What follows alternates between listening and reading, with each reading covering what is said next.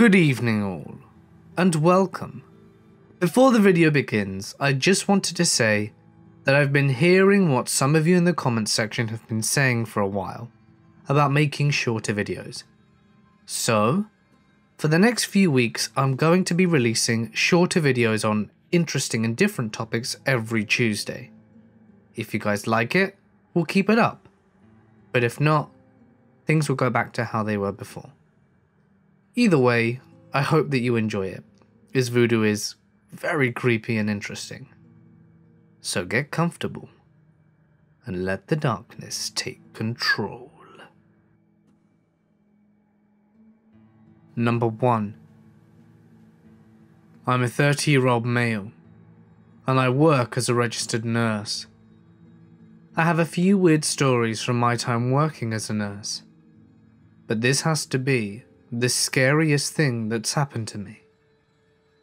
After graduating college, my friend, who is also a nurse, persuaded me to move to New Orleans with her.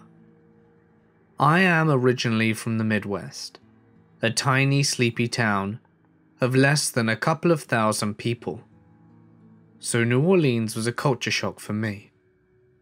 But as a 21-year-old, I loved the party scene. We both worked the 12 PM to 10 PM shift, and we go to work and then go party. So the department I worked in was the emergency room.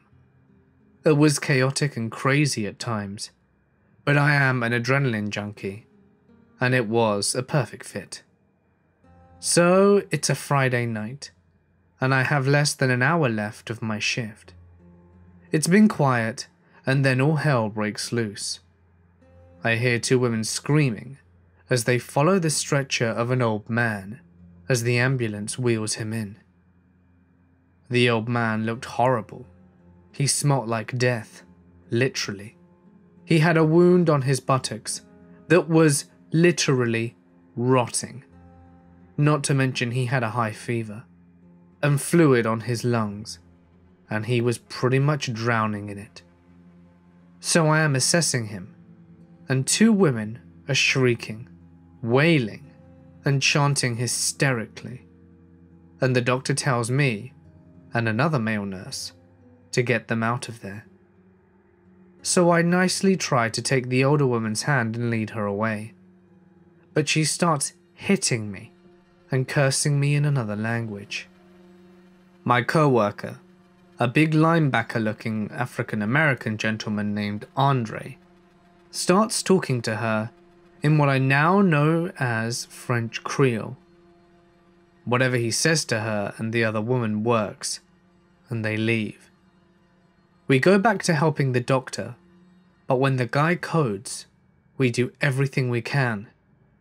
But it wasn't enough, and he died. Andre accompanies the doctor to inform the family, and I stay back to help another nurse get ready to push the body down to the morgue. I hear screaming, and I hear security being paged. But I am not a big guy, only 5'7", and I work out and I can handle my own, so I go running to our security guards, as they were taking forever. I run to the front, and the younger woman is holding the older woman back as she is screaming into the doctor and Andre's face. I can't even make out what they're saying. The younger woman ends up dragging her out, and I go to Andre and the doctor. Andre is sweating. He looks shook. So I ask him what the lady was saying. He tells me that she was blaming us for her husband's death. Andre tells us that she is a practitioner of Voodoo, and that she cursed us and the doctor for not saving her husband. The doctor and I laugh it off, but Andre's face is stern, as he took this quite seriously, and we go off and finish the shift change. A few weeks later, I'm at work, and I see a bunch of my co-workers are crying and upset, all huddled together in a small room. The doctor who we were working with to try and save the patient the other day unfortunately, had a massive cerebral hemorrhage and died in his sleep last night. I honestly chalked it up to a freak happenstance, but he was young and very healthy. But things happen. However, later that day, Andre catches me in the cafeteria. He tells me that the doctor died because of the curse, and that one of us was next. I'm not superstitious in the least, and I brushed it off and told him he was being silly. That day in the cafeteria was the last time I saw him alive. Later that night, he fell asleep at the wheel and ploughed into incoming traffic. And after that, I quit my job at the hospital and moved back home. I went and saw my priest at my home church, and he thought I was nuts but gave me a blessing. That was 9 years ago. I still work as a nurse, but I'm living in California now. I'll never know if the accidents that killed the doctor and Andre were just coincidences. And I guess I never will. Number 2. We had just moved to Denver. My roommate Tyler was gay. And this was the first time in his life that he was surrounded by other gay people. For the first few weeks, I didn't see much of him. He was going crazy with the attention, and I was content in our apartment alone. Nothing about it freaked me out. A photo on my wall had fallen off, and that was strange, but these things happen. Gravity. Tyler finally stayed the night in the apartment, and we were sharing a bed because his hadn't arrived yet. We were both drunk, and that night, as soon as I turned off the lamp, the blinds started moving. Tyler was freaked out, but I was drunk and tired, and brushed it off as just a breeze. He went and slept in the living room, and I stayed in the bedroom, and told him to chill out and that it was nothing. Nothing else happened that night, but we did bring it back up the next day. We both laughed. I said, "What shall we name our ghost?" Tyler replied, "Bill." For the rest of the day, we continued to crack little jokes about Bill. That night, whilst getting into bed and about to turn the lamp off, Tyler whispered, "Bill doesn't like the dark." The blinds immediately started lashing all around us. I turned the lamp back on, and we both sat up and just watched. I still wasn't convinced. He made me get out of bed to check where it was coming from, because I wasn't scared. I looked for any type of vent or open window, but nothing made sense. I had a little radio in the windowsill, and it had fallen out. I put it back up, climbed back into bed and tried to calm Tyler. Again, I turned the lamp off. Swoosh! They started going again, but this time more intensely. I am scared. I did what anyone who thinks they might be encountering something did. I tried speaking to it. "Do you want us to leave?" The blinds were going crazy. At that point I was terrified. I jumped out of bed and packed a quick bag and headed to my childhood friend's house. I didn't sleep that night at all. The events that had transpired had left me freaked and shocked. Our next journey would be try and figure out a way to get rid of Bill. We headed back to the apartment because we needed the internet to find an exorcist. I went to the house shaking in fear, sitting in a corner of the house. Tyler called a few churches, but we didn't get any help. We actually got really confused responses. Tyler stands up and looks into the kitchen. He covered his mouth and slowly walked backwards. The burners were on, all of them, on different settings. I ran out of the house. Tyler followed behind, but did turn the burners off. We sat in the car panicking. We have to call the leasing office and get out of this lease, I said. That was an awkward phone call. The manager didn't believe us and thought we were idiots, but I told her everything. She said she would look into it and call us back. I left the cigarettes in the house, Tyler cried, but there was no way that I was going back in there. But he talked me into standing by the door whilst he grabbed them. This time, all the water sources were on. Every sink and shower in the apartment. I'm hysterical at this point. How can this be happening? I run to the car, but he insists that we have to turn the water off. I collect myself and walk to the door again with him. Perfect timing. 2 leasing ladies came down because we were the talk of the office. I asked her to please turn the water off because we were too afraid. We all stood inside by the front door and told them the whole story. One of them put her hand over the burner. They're still warm. We were insisting that we didn't make it up, and I wasn't sure if they believed us or not. Well, not until the maintenance guy encountered Bill. Todd, as the maintenance guy was called, apparently after we left, him and his co-workers were walking past the apartment, and he said he was laughing with him about our story. Right when he walked by our apartment, the deadbolt locked, and he said they looked at each other, and then he grabbed his keys. No one was supposed to be in there, so that was weird. He knocked on the door for a while, assuming that we'd come back, but no one came. So he stuck his set of keys into the door, and it felt like someone was holding the deadbolt shut, and he couldn't open it. He then tried the balcony door, as we were on the first floor, and that wouldn't unlock either. He tried again with the front door and it unlocked easily.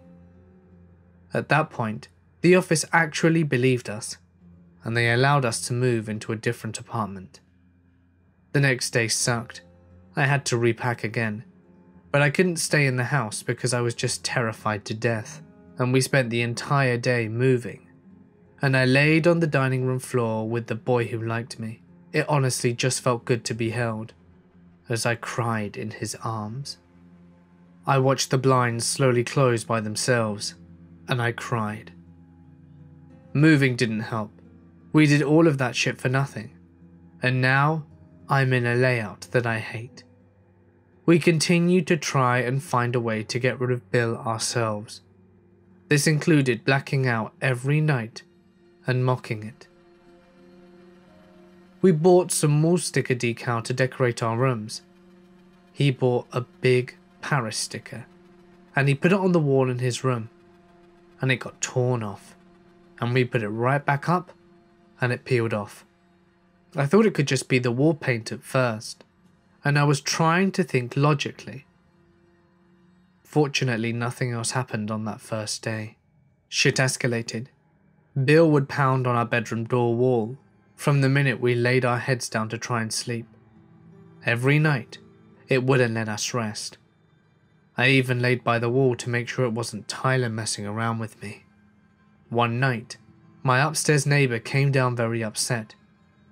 It was super fun to try and explain to the neighbour that it wasn't us banging on the wall, it was some sort of demon arsehole. I even brought him into the room. He saw it with his own eyes and said, "It must be a raccoon in your wall." A raccoon, yeah. People really don't want to believe in ghosts. It messed with us to the point that we were scared and couldn't sleep. It would change the shower water to scalding hot, throw lit candles off the counter, and all kinds of annoying crap. But things started to get worse, and Tyler finally saw it. I couldn't find him. It was almost bedtime, so he was going around the house turning off the lights. I didn't see him again. "Tyler?" No response. "Tyler, where are you? Why are all the lights off?" I turned the bedroom light on, and he was in bed, bundled up, completely covered. "What are you doing?" He wouldn't look at me. "Tyler, what happened?" I was getting afraid. "I saw him. I was so scared. I can't explain what kind of fear I felt. Where? I tried comforting him, and he was crying. In the bathroom. I went to turn off the light, and he was right there. He had no eyes. We both sat up in the corner of the bedroom all night. We did act like total idiots, and let our friends stay the night, and they didn't believe us. We would mock it, watch it thrash around mirrors and bang the walls, and they would stare in awe. God, we were really stupid. We couldn't do this anymore. We needed help. I wrote to a ghost hunter show, and she wanted to fly out and film if things escalated, but I couldn't wait. She referred me to a local guy who specialized in stuff called Zach. We met with Zach at a local diner and explained everything. He came over to the house, but didn't sense anything, not a thing. He told us that it was unlikely that it was a ghost, given the way that it felt, but that we are inflicted with a voodoo curse from staying in the original apartment, and the entity has now attached itself to us. I didn't fully comprehend what that meant, but I knew it was real, and he gave us directions on how to get rid of it. He told us to get salt and some other things and put them in bowls in the corner of every room in our house. He told us to burn sage around all of the windows and doors, and to yell, "Get out," but not to take it lightly. No laughing. We had to mean it. He said if anything new happened, to document and report it to him. He told us to never acknowledge or talk to it in the house, and he said to never, ever give it a name. So that night, my childhood friend and her boyfriend and Tyler and I all began the process. No one laughed. The energy around us was so tense and silent. We did what we had to do, and we went out for pizza. The things only awoke the beast even more. We got home late, and I went to the bathroom. The bowl of salt had been flipped over. I was confused, and went to check the others. They were all flipped over. We put the sage in a kitchen drawer when we left, and when we got home, the sage was shredded all over the floor. Later that night, Tyler and I were on the couch watching TV, when he starts crying and pointing to the kitchen. "Look, in the kitchen." I didn't see anything. "He's right there. Can't you see him?" "No." Thank God I couldn't, because I didn't know if my heart would be able to handle that. But as soon as Tyler would look away, or blind, he said that Bill would disappear. He was scared and asked me to please get him a soda. I didn't want to, but the fear was palpable. I walked into the kitchen and grabbed it. One of the salt bins, the big one, was ripped open, and the salt that had spilled out was neatly written the word "die." I was freaking out, and I took a picture of it and sent it to Zach. He replied, "I've never seen anything like that before." We felt like we were doomed forever, that we were hexed. I had so many fears that Bill would kill Tyler, and there would be no real explanation, and I'd go to prison for life. I felt like my life was over. This thing controlled everything in our reality. The next night, shit continued to hit the fan. It was always more active at night. Eventually, daytime events ceased completely. We both laid down to go to sleep, when Tyler got hit in the forearm with a glass ashtray. He cried. Scary thing is that it was aimed at his head, and his forearm stopped it from being hit. We bundled up under the mountain of blankets whilst it threw books off the shelf in my room, and then threw some cheap-ass end tables from Walmart at us. Tyler sat up and put it back on the ground. It continued to throw the table though. There were holes in the walls from that night, and I grabbed Tyler's hand to reassure myself it wasn't him doing it. It wasn't. and this is when shit got really messed up. It threw the table one more time. This time, it was on me. It was like it was pushing me, like something was pressing into me. I squeezed Tyler's hand, and he peeked out. He's on top of me. But the table was on top of me, not him. I was confused. Push him off, he said and looked at me. And I said, I'm going to push him off and run. Grab my arm and close your eyes. I did. I didn't want to see it. I was so scared. As Tyler pushed it off, the strangest thing happened. I was slightly peeking because I wanted to see but didn't, but still did. I saw Tyler push an invisible force off himself. He was pushing what appeared to be nothing. The table on top of me flew off towards where Tyler was pushing. And it was like he could see it, but I could only see it in objects. It was insane. We ran out and left the house and slept in the car. We weren't allowed to talk about anything in the house, so shit would just go down. I was lying on the couch facing the wall trying to nap, and the screen door slams open and shut. Why did you slam the door open and shut? I asked, annoyed. It didn't, he replied. Oh. That was the gist of our conversation about the house. Some days we would leave the house and talk about the things it did to us that day that we had to keep quiet about. Tyler was showering one day, and I sat in the bathroom with him. We never ever really separated. We were too afraid to be alone. He got out of the shower and had 3 cut marks in a row on his right thigh. They looked like demon claws. Tyler saw him one more time. He pointed to the door in the living room. Look, can you see him right there?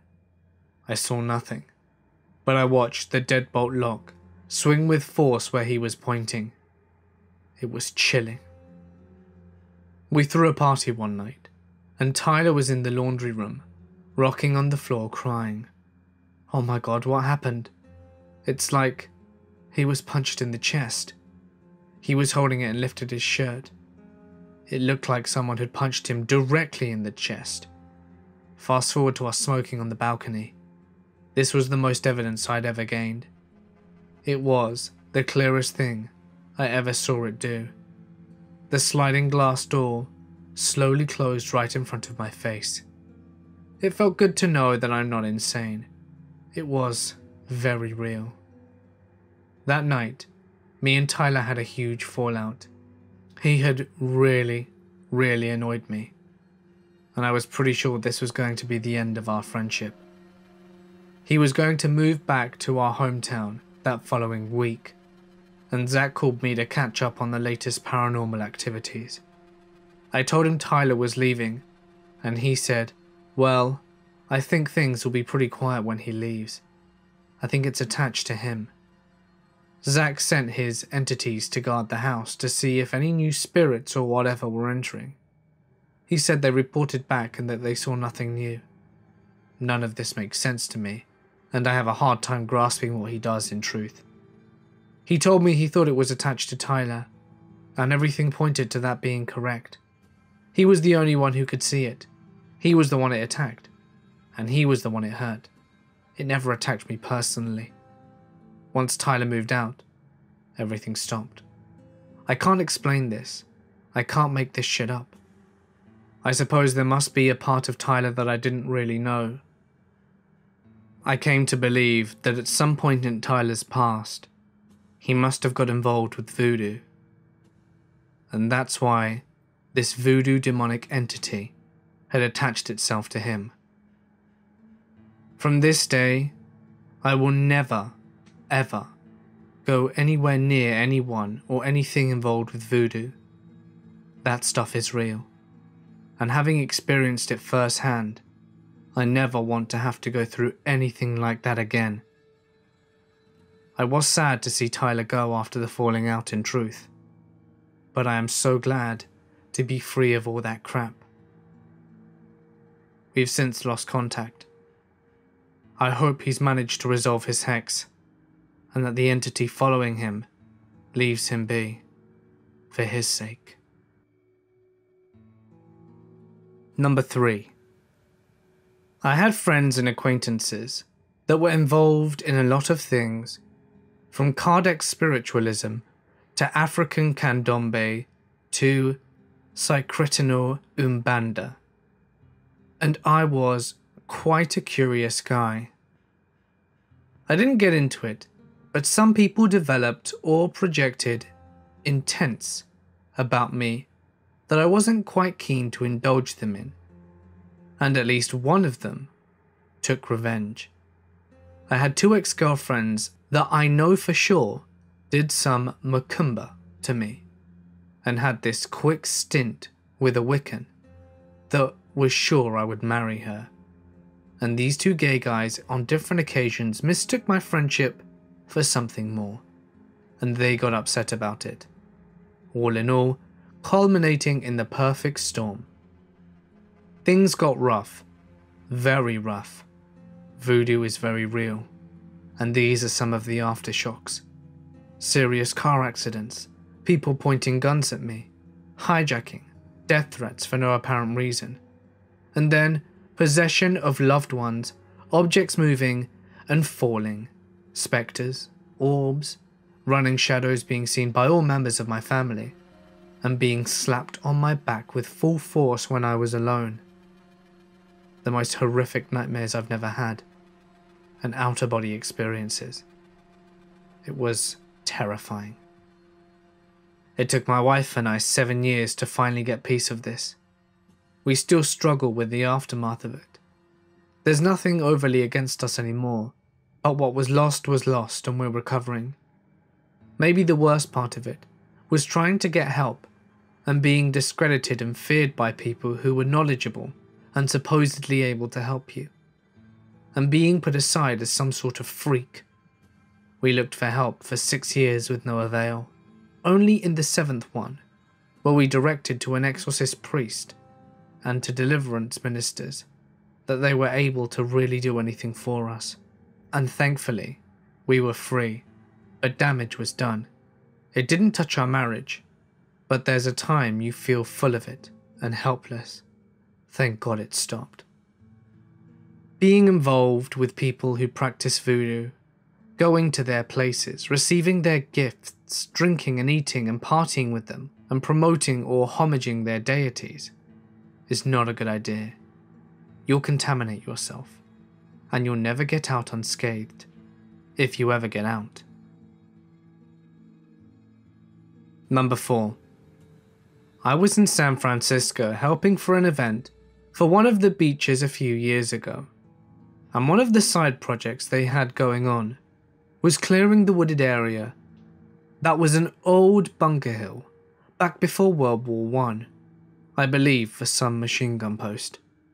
Needless to say, for the main bunker you had to slide through a small slit of the structure, and it went down into a second level that was only one way. So a group of people and I enter and go down into what can only be described as a dark hotel corridor with side rooms and a crumbling infrastructure. If this wasn't creepy enough, on the first wall was written in graffiti, "Satan awaits." So we go down to the basement type level, and all the rooms are pretty far gone from age and weathering.